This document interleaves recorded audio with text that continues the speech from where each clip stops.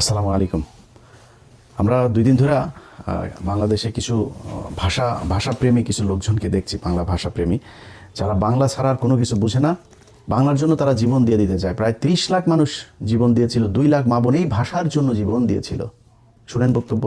১৯৫২ সালে পাকিস্তানি বাহিনীর সাথে যুদ্ধ করে তার উর্দুকে বাংলা ভাষা চাপিয়ে দেওয়ার জন্য আন্দোলন করছে, কিন্তু বাঙালি সে দমে থাকেনি। বাঙালি সেই উর্দু ভাষা তার বাংলাকে রাষ্ট্রভাষা করার জন্য যুদ্ধ করছে। ৩০ লক্ষ মা বোনের রক্তের বিনিময়ে আজকে আমরা এই বাংলা ভাষা অর্জন করেছি। I feel very proud. একটা বাংলাদেশি হয়ে I feel very proud. আমরা একমাত্র দেশ যে হচ্ছে ল্যাঙ্গুয়েজের জন্য আমরা আমাদের জীবন দিয়েছি, and it's so proud. দেখেন ইতিহাসের বিকৃতি কাকে বলে।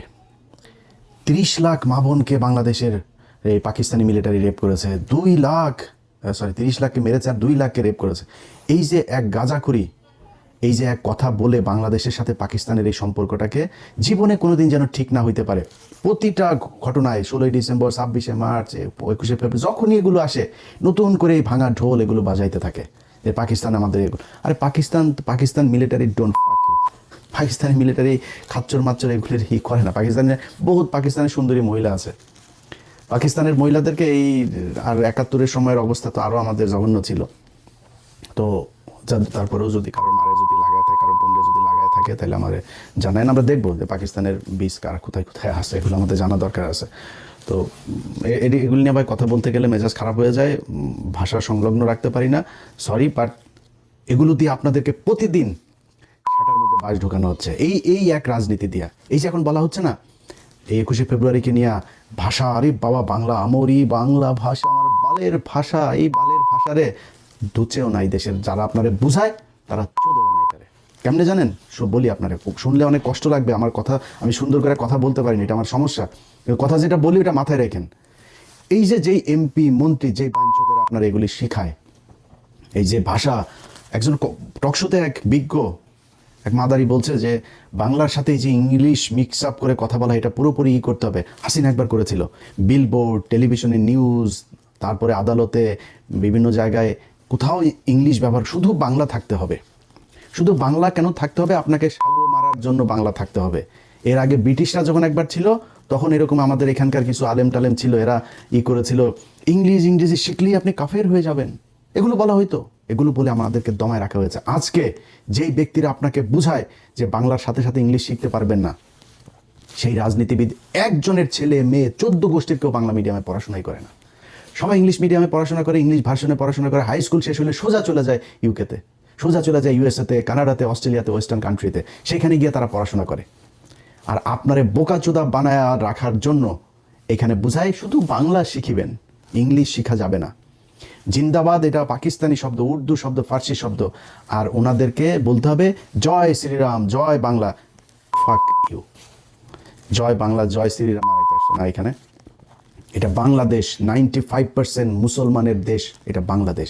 এই দেশে জিয়াউর রহমান এই বাঙালি থেকে বাংলাদেশে বানিয়ে দিয়ে গিয়েছিল। এই দেশে জিয়াউর রহমান এই জয় শ্রীরাম আর জয় বাংলার থেকে জিন্দাবাদ বানিয়ে দিয়ে গিয়েছিল। বাংলাদেশ জিন্দাবাদ।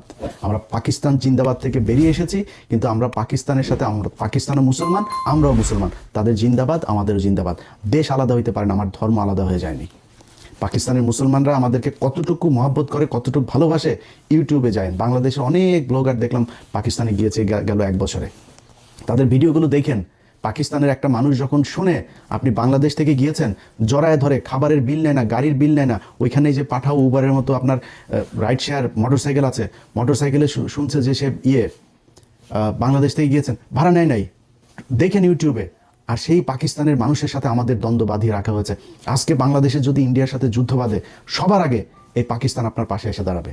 ভাই ভুলা যান পাকিস্তান কি করবে না করবে, পাকিস্তানের সাথে আমার কি সম্পর্ক, সব ভুলা যান, আমার দরকার নাই। কিন্তু আপনি পাকিস্তানের সাথে এই সম্পর্কের এই যে কৃত্রিমভাবে তৈরি করে এটার মাধ্যমে যখন আপনি ভারতের সাথে সম্পর্ক ভালো করার জন্য চেষ্টা চালাবেন, তখন আপনার এই দেশকে সারা জীবন, আপনার মৃত্যু পর্যন্ত এটাই গোলামী রাজ্য হিসাবে আপনি করে। আজকে আজাদি শুনলেও তাদের কষ্ট লাগে। আর ওটা আজাদি মানে এটা কি? আমি আজাদি চাবো না, আজাদির শব্দটা শুনে তাদের কষ্ট হইতেছে। ইনকিলাব জিন্দাবাদ। এই জিন্দাবাদ বাংলাদেশে যতদিন থাকবে ততদিন বাংলাদেশ থাকবে, এবং যতদিন এই জিন্দাবাদ বিএনপির সাথে থাকবে ততদিন বিএনপি বাংলাদেশে থাকবে, তারপরে বিএনপি থাকবে না। কেন থাকবে না জানেন? আপনি যেদিন বাংলাদেশি থেকে বাঙালি হবেন, পশ্চিমবঙ্গ, ওয়েস্ট বেঙ্গল, আর ইস্ট বেঙ্গল হয়ে যাবে, এবং ওই বাঙালি আর আমার মধ্যে কোনো পার্থক্য থাকবে না। যেই কালচার ঢুকানোর জন্যই আপনাকে এই যে পয়লা বৈশাখ করানো হয়, এই পয়লা বৈশাখে পেঁচা পূচা যা আছে সব তাদের দেবদেবীর আপনার প্রতীক, এগুলোকে আপনাকে দিয়া পূজা করানো হয়। আমারে ছোটবেলা থেকে গরুর রচনা শেখানো হয়েছে।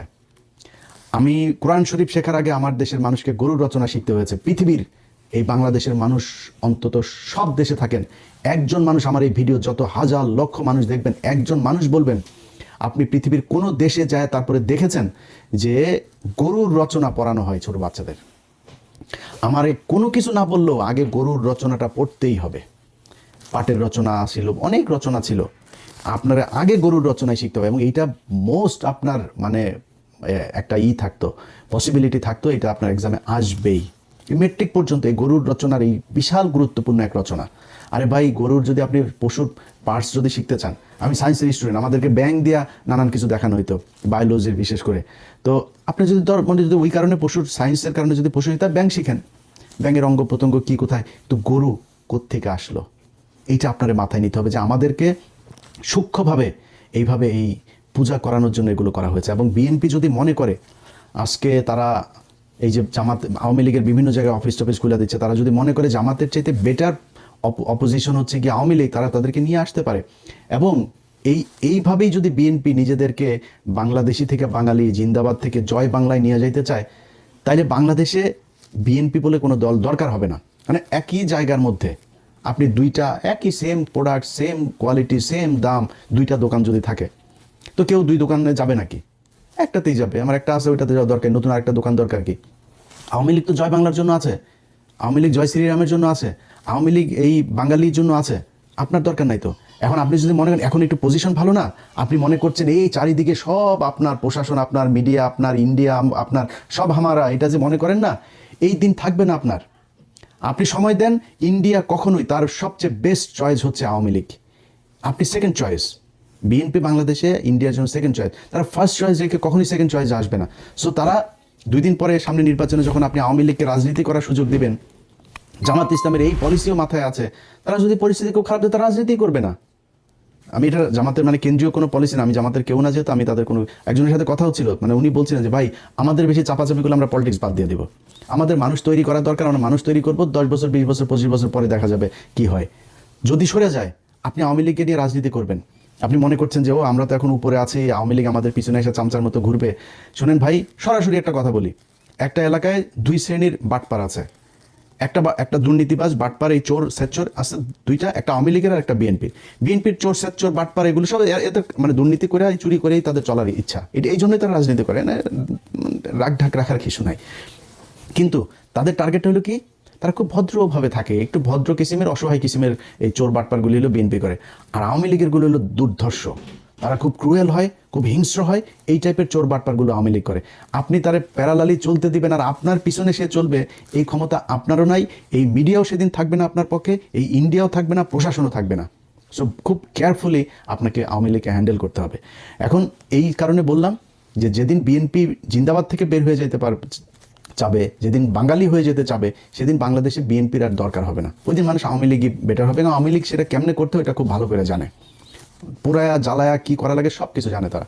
সো ভাই, যেই জন্য এত কিছু বললাম, যে এই যে 71-এর ভাষা আন্দোলন আর এই যে 71-এর মুক্তিযুদ্ধ আর 21-এর ভাষা আন্দোলন, এগুলো আপনার মাথার মধ্যে এত মিথ্যা, এত ইতিহাস বিকৃত করে আপনাকে ঢুকানো হয়েছে। এটা ঢুকায় পাকিস্তানের সাথে বিরোধ তৈরি করা আর ভারতের সাথে বন্ধুত্ব তৈরি করে তারপর আপনাকে সেটা মারার জন্য এগুলো করা হয়।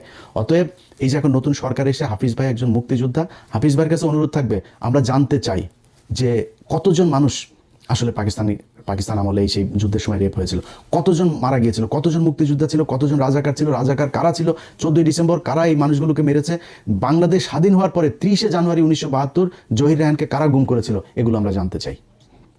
এটা জানলে বুঝে যাবেন যে এই বাংলাদেশের সাথে পাকিস্তানের সাথে পূর্ব পাকিস্তান আর পশ্চিম পাকিস্তান দুইটার সাথে এই গ্যাঞ্জাম বাঁধানোর জন্য ভারত কি কি চাল চেলেছিল খুব ভালো করে। আর এই যে আপনার মানুষজন ইতিহাস এগুলো বলে না যায় না শুই না ভাই, আপনার কাছে অনুরোধ, একটু শুই নেন, নিজের প্রশ্ন করেন যে যদি অনেকে বলে যে 30,000 মানুষ বা 3 লাখ মানুষ মারা গিয়েছিল, ভাই 3 লাখ মানুষ যদি মারা যায় থাকে, তারপরে আপনার গ্রামে অন্তত 5 জন মানুষ মারা যাওয়ার কথা। আপনি আমার দেন তো 3 লাখ মানুষ কোথায় পাকিস্তানিরা মেরেছে, কোন বাংলাদেশিকে পাকিস্তানিরা, কোন মুসলমানকে পাকিস্তানি মিলিটারি মেরেছে, একটাও দেখাইতে পারবেন না। খুব রেয়ার কেস যে কেসগুলো, সেগুলো সব মিলিয়ে যদি আমার মনে হয় খুব বেশি, যেটা শেখ মুজিব যে কমিশন গঠন করেছিল 7,000-8,000 মানুষ পেয়েছিল, একটা যুদ্ধ, দেশ স্বাধীন হয়ে যাওয়ার যুদ্ধের মধ্যে এটা খুবই স্বাভাবিক একটা ব্যাপার। আমরা চাই না একজন মারা যাক, একজনও রেপ হোক, আমরা চাই না, কিন্তু আমরা হিসাবটা জানতে চাই। আমরা চাই একজন মুক্তিযোদ্ধা 20,000 বেতন পায়, 20,000 না, তার ভাতা তার 20 লাখ দেওয়া হোক, যদি আসলেই সে মুক্তিযোদ্ধা হয়ে থাকে। আসল মুক্তিযোদ্ধার সংখ্যাটাই আমরা জানি না। এটার নাম মুক্তিযোদ্ধার প্রেম, এটার নাম মুক্তিযুদ্ধ ভালোবাসা কেউ করতে চায় না। কারণ কি, এইটা দিয়ে ইন্ডিয়া চায় আমাদেরকে এই যে 30 লাখ আর 2 লাখের এই গান শোনাইতে। আমরা এই গান আর শুনতে চাই না ভাই। পাকিস্তানের সাথে বাংলাদেশ জীবনে এক হবে না, এক হওয়ার দরকারও নাই। বাট পাকিস্তান আমার মুসলমান ভাই, পাকিস্তানের সাথে আমার সম্পর্ক ভালো রাখা উচিত। পাকিস্তান আমার যে কোনো সমস্যায় সবার আগে, যে ক্রিকেটে দেখেছেন না এগিয়ে এসেছে না, প্রতিটা জায়গায় আপনাকে গ্যারান্টি দিলাম পাকিস্তান সবার আগে এই বাংলাদেশের মুসলমানদের জন্য এগিয়ে আসবে। অতএব পাকিস্তানের সাথে আমার নিজের স্বার্থেই সম্পর্ক ভালো রাখতে হবে। পাকিস্তানের ভাই আমাদের দরকার না। আমার এমন কোনো ভাল নাই যে পাকিস্তান আমার কাছ থেকে নেবে। পাকিস্তানের নিউক্লিয়ার আছে, পাকিস্তানের অস্ত্র আছে, পাকিস্তান নিজে ফ্যান বানায়, মোটরসাইকেল বানায়, ইলেকট্রিক পণ্য বানায়, তার আন্তর্জাতিক মানের হসপিটাল সব আছে তার। সে আমার এখানে কেন আসবে? এই গ্যাঞ্জাম থেকে ভাই বের হয়ে আসতে হবে। আসলে যদি এই পাম শুনতে না চান, পাম শুনে যদি চেতনা দেখান কোনো সমস্যা, চেতনা দেখায় না খায় মরবি, না চিকিৎসা পায় মরবি। যারা তোদের চেতনা দেয়, এই পলিটিশিয়ান কারোর ছেলে মেয়ের দেশেও থাকে না, দেশে পড়াশোনা করে না, ওরা দেশে চিকিৎসাও নেয় না, ওরা বাংলা মিডিয়ামেও পড়ে না। কোনো সরকার এই স্কুলে যায় বাংলাদেশের এই এমপি মন্ত্রী ছেলে মেয়েরা পড়াশোনা করেন, এরা সব বিদেশে পড়ে, ইংলিশ মিডিয়াম, ইংলিশ ভাষণ, এখানে পড়াশোনা করে। আপনাকে বোকাচুদা বানায় রেখে দিয়েছে। আল্লাহ হাফেজ।